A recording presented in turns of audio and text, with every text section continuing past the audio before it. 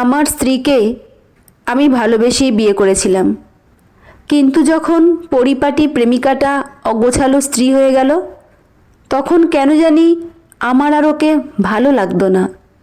মেয়েটা অল্পতেই খুশি হয়ে যেত। আমার মনে আছে, যখন ওর সাথে আমার বিয়ে হয়, তখন আমার মাস শেষে বেতন ছিল 15,000। এই টাকায় ও কতটা হ্যাপি ছিল তা আমি কাউকেই বোঝাতে পারবো না।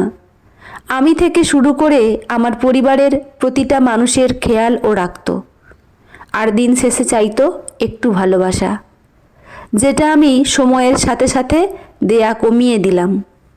আস্তে আস্তে আমার পজিশন ভালো হতে রইল, আমার চিন্তাধারা হলো উন্নত, কিন্তু সংসারের চাপে পড়ে ও ঠিক আগের মতোই রয়ে গেল।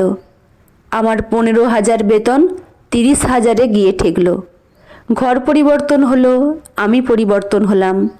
শুধু পরিবর্তন হলো না, কবিতা। হ্যাঁ, আমার স্ত্রী নিজেকে পরিবর্তন করলো না। টাকার নেশা আমাকে গ্রাস করে দিল আস্তে আস্তে। ভুলে গেলাম আমি আমার প্রিয় অতীতকে। সুখ পেয়ে ভুলে গেলাম দুঃখের দিনে পাশে থাকা মানুষগুলোকে। সারাদিন খাটাখাটনি করে খাবার টেবিলে যখন কবিতা অপেক্ষা করত, আমি বলতাম যত সব আদিক্ষেতা। বৃষ্টি হলেই আমার হাত দুটো ধরে যখন বলতো, চলো না একটু দুজনে বৃষ্টি বিলাস করি, আমি তখন বলতাম, বয়স তো কম হলো না, এখন এসব পাগলামি ছাড়ো।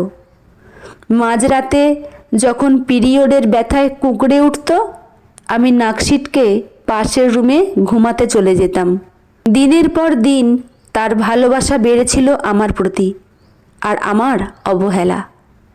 একটা সময় পর আমার পরিবারও ওকে অবহেলা করতে শুরু করলো। যার হাতের রান্না সবাই তৃপ্তি নিয়ে খেত, এখন নাকি তার রান্না ভালো হয় না।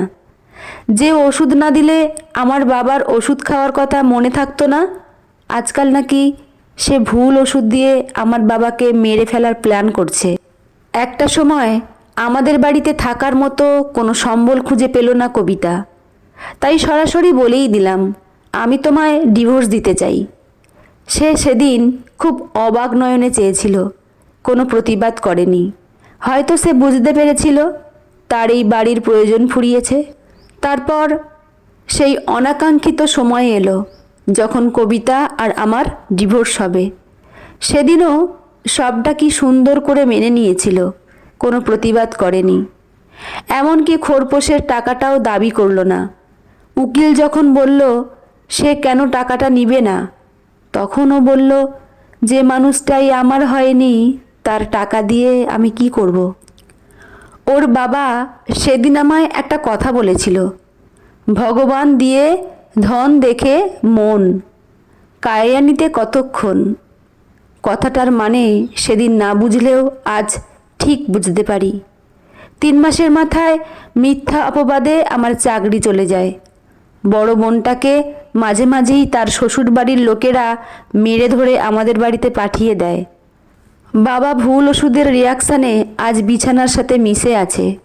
মা প্রায় আজকাল তরকারিতে নুন হলুদ দিতে ভুলে যায়। আর আমি উন্নত মানের চাকরি থেকে ফুটপাতে ছোট্ট একটা ফুলের দোকান নিয়ে বসে আছি। আজ ওই কথাটার মানে বুঝলাম, দিয়ে ধন দেখে মন কাইরানিতে কতক্ষণ। লুকিয়ে খোঁজ নিয়েছিলাম কবিতার। শুনেছি অন্য জায়গায় তার বাবা বিয়ে দিয়েছে, স্বামী একজন ডাক্তার, খুব সুখে আছে। খুব ভালো ভাগ্য সেই মানুষটার যার সাথে কবিতার বিয়ে হয়েছে। গেল মাসে নাকি তাদের একটা মেয়েও হয়েছে। সে সুখের আশা করেনি, তাই তার এত সুখ। আর আমি সুখের আশা করে মানুষকে অমানুষ ভেবেছি, তাই আজ আমার এই পরিস্থিতি। তাই তো বলে, শেষ হাসিটা তারাই হাসে যারা নিজেকে নয় অন্যকে ভালোবাসে। সবাই টাকায় সুখ খোঁজে না, প্রিয় মানুষটার মাঝেও কেউ সুখ খোঁজে। বন্ধুরা, ঘটনাটি এখানেই সমাপ্ত। কেমন লাগলো আপনাদের মতামত অবশ্যই কমেন্ট বক্সে জানাবেন। দেখা হচ্ছে পরের কোনো ঘটনা বা গল্প নিয়ে। ভালো থাকবেন। ধন্যবাদ।